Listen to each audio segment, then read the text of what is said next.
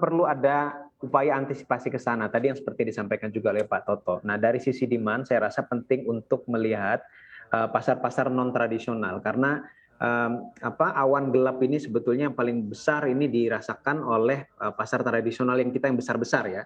Amerika, China, Uni Eropa begitu. Jadi memang mau tidak mau perlu lebih mempercepat atau melihat diversifikasi pasar tujuan ekspor ya ke negara-negara lain. Sebetulnya cukup banyak yang potensial gitu ya. Tapi ini perlu memang upaya untuk yang lebih kuat untuk bisa melakukan penetrasi ke pasar tersebut. Dari sisi produksi atau dari sisi biaya produksi, saya rasa itu tadi juga upaya pengendalian inflasi dalam negeri dan perlu ada juga antisipasi untuk supaya para perusahaan atau pihak swasta untuk ketika mengalami tekanan ya dari sisi biaya produksi ini pilihan PHK adalah yang terakhir. Nah ini kan perlu ada dialog ya, perlu ada koordinasi antara pemerintah juga dengan pelaku swasta, apa insentif yang diberikan ya supaya untuk meminimalisir dari sisi PHK, tapi di sisi yang lain ini juga membantu pihak swasta untuk mengatasi tingginya beban biaya produksi. Nah beberapa negara lain yang biasa dilakukan ya terutama pada kondisi-kondisi resesi, opsi-opsinya biasanya dibandingkan mem-PHK tapi mendorong supaya tetap dipekerjakan tapi dengan shift-shiftan atau mengurangi shiftnya begitu ya. Nah ini beberapa yang dilakukan di negara-negara lain ya. Nah ini tentu saja perlu dikaji untuk dipelajari untuk diberlakukan juga di Indonesia dalam kondisi tadi ketika tekanannya sudah semakin meningkat. Baik, selain opsi efisiensi yang mempengaruhi tenaga kerja, apakah ada efisiensi lain yang menjadi opsi bagi pengusaha?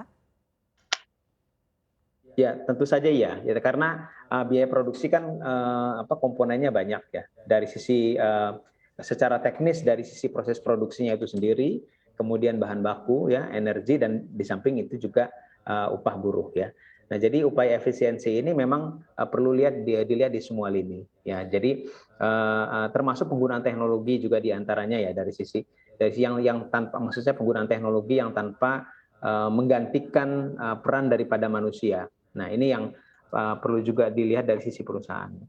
Baik, kita akan beralih lagi ke Pak Toto. Pak Toto tadi disampaikan oleh Pak Faisal ini diperlukan komunikasi antara pengusaha dan pemerintah, kira-kira insentif apa yang mungkin paling tepat untuk bisa menghindari adanya badai PHK ini. Kalau dari segi pengusaha, insentif apa yang kira-kira paling cocok? Ya, seperti tadi disampaikan oleh Pak Faisal, memang perlu ada beberapa insentif. Dan yang pertama, kita juga perlu menguasai pasar, juga pasar domestik sebagai peralihan. Ini juga perlu menjadi pertimbangan kita. Dan kita pastinya juga para pengusaha pasti akan mencari pasar-pasar baru di luar pasar tradisional kita. Karena betul yang disampaikan Pak Faisal, masih banyak negara-negara lain yang sebetulnya juga bisa menjadi pasar kita. Tapi terkait itu semua, kita juga butuh insentif dari pemerintah, antara lain mungkin seperti bunga bank. Lalu pemerintah juga bisa menekan high cost logistik di sektor logistik dan lain sebagainya. Nah, inilah yang sebetulnya sangat kita harapkan dari pemerintah, termasuk regulasi-regulasi yang ada.